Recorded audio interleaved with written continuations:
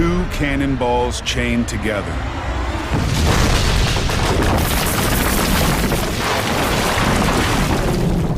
Smashed through the mast. Now she couldn't flee, even if she tried. She was incapacitated.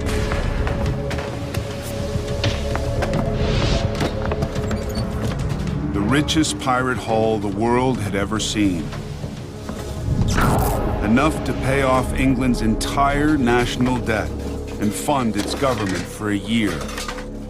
American silver, the key to a new global economy that transforms lives in every corner of the planet.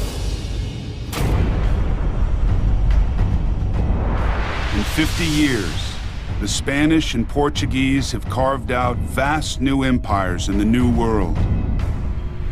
From New Mexico in the north to Argentina in the south. And high in the Andes in South America. A discovery that will launch a new era in the story of mankind. Potosi, a mountain made of silver.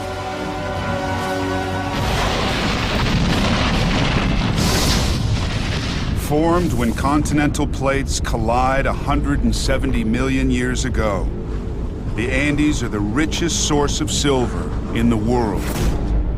Magma from the Earth's crust pushes rich silver veins towards the surface, creating in Potosi silver veins up to 12 feet thick. In the next 300 years, Potosi will supply 80% of all the silver in the world.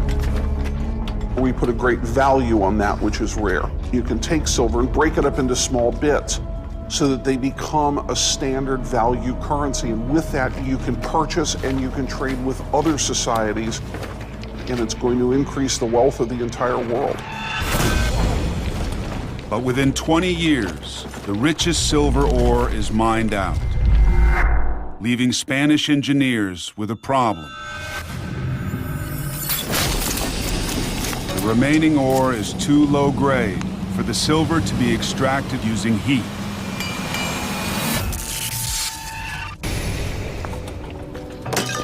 Spaniards had never encountered anything like silver ore before and didn't know how to refine it.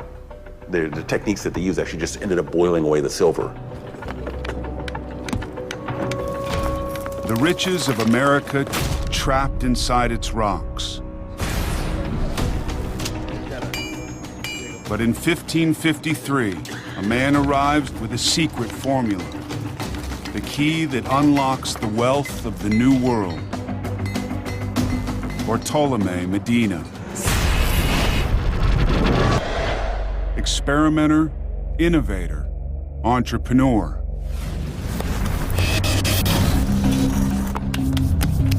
A textiles trader from Spain, he's traveled 5,000 miles to make his fortune. His idea will build new cities and empires, create new ways of living, launch new conflicts, and help to fund some of the man-made wonders of the world.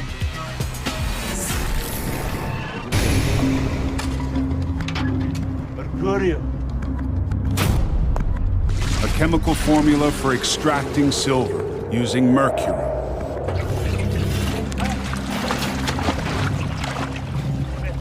But at first, the method that worked in Europe fails.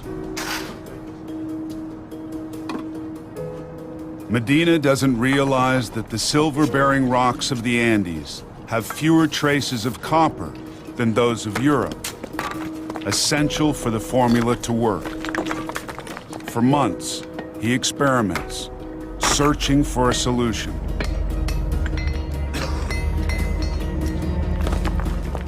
I've suffered mental anguish. I begged Our Lady to enlighten and guide me so that I might be successful.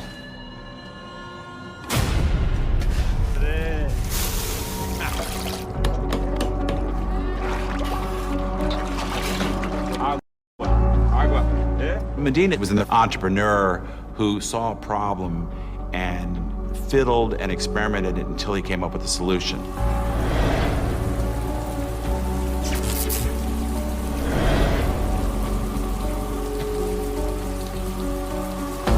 Finally, a breakthrough. The missing ingredient, a common substance used to tan leather, copper sulfate. Reacting with mercury, the missing catalyst that separates the silver from its impurities. The key that turns the mines of Potosi into the richest source of silver mankind has ever known. What Medina did was he made those silver mines of South America dramatically more productive. And the flow of silver going into global trade just took off overnight. 220 tons of silver mined each year. Potosi becomes the busiest industrial complex in the world.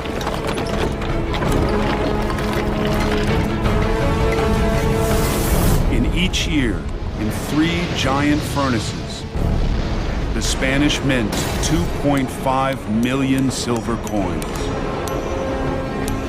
Pesos de ocho, pieces of 8, the world's first universal currency. Silver becomes the key to mankind's prosperity. These Spanish coins are seen everywhere in the world. They unite the world in a web of commerce. A single coin worth the equivalent of $80 today. Legal tender in the USA until 1857. The scroll and pillars of the Spanish royal crest inspires one of the world's most potent symbols, the dollar sign. The result is extraordinary.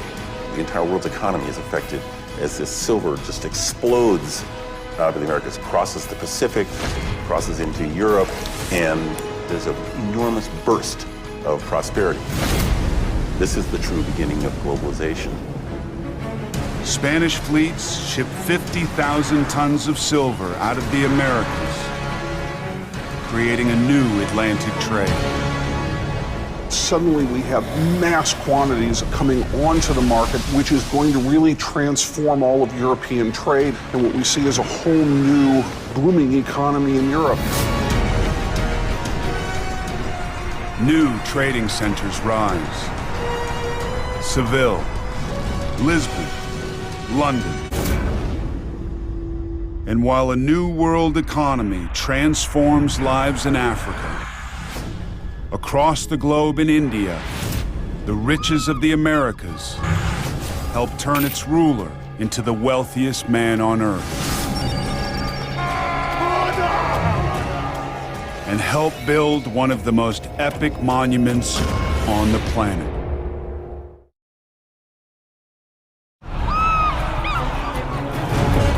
(1631), Burhanpur Fortress, Central India.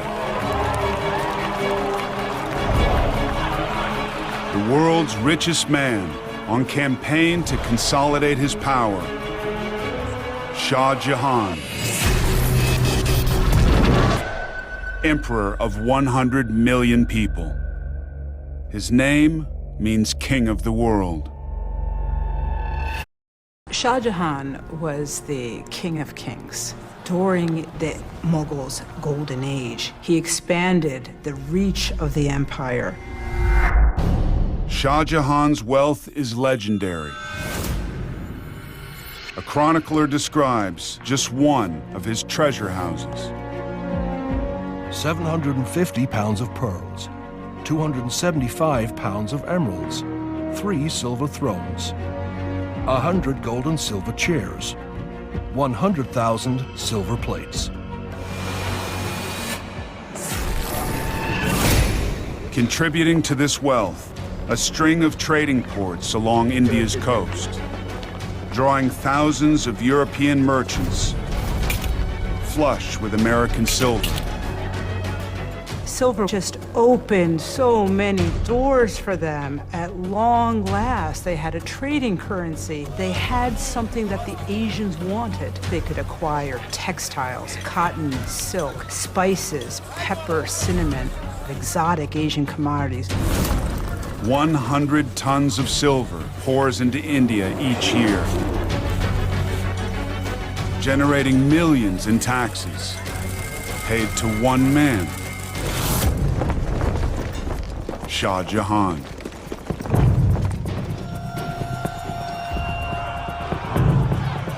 A renegade nobleman, Khan Jahan Lodi has rebelled and been hunted down.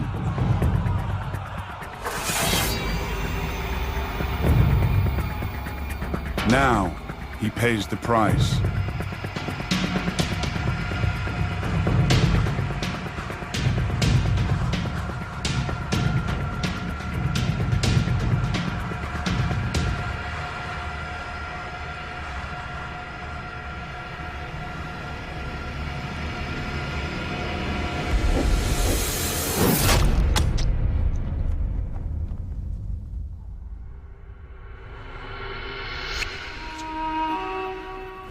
With the emperor on campaign, his favorite wife in labor with their 14th child.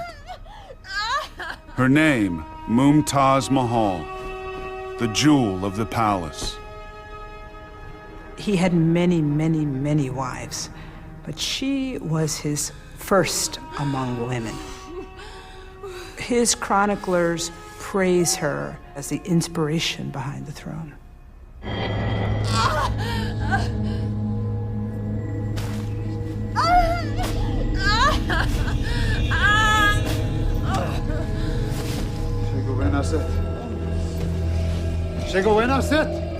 But her life is in danger. She's losing blood.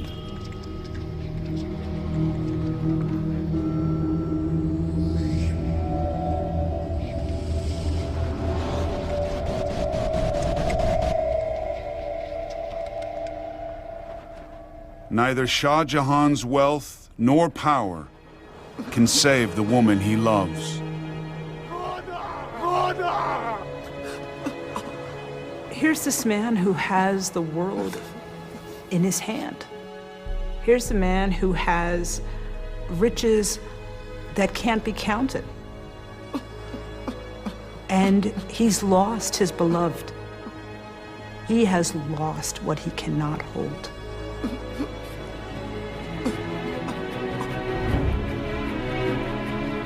In grief, Shah Jahan commissions a tomb for his beloved wife. Hundreds of tons of white marble, encrusted with jewels, costing the equivalent of $70 million today. A lasting monument to the power of silver.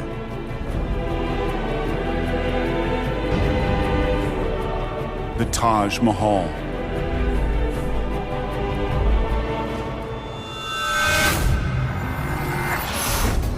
Global trade and wealth on a vast new scale creates some of mankind's most iconic structures.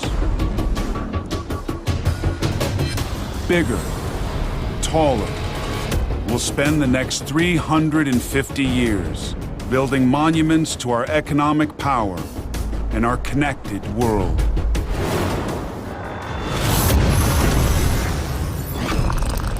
The riches of a new world unlocked. A new global currency launching pirates across oceans. New commodities, new desires, and new conflicts, transforming every continent on the planet. That kind of globalization that we're in now, where bank collapses in Iceland can ripple across the American Midwest, that all begins in the 16th century. And it begins with the creation of this universal currency. Now, pioneers push further into the open spaces of the world. New adventures. Discoveries. and an age of revolutions that will launch mankind into the modern world.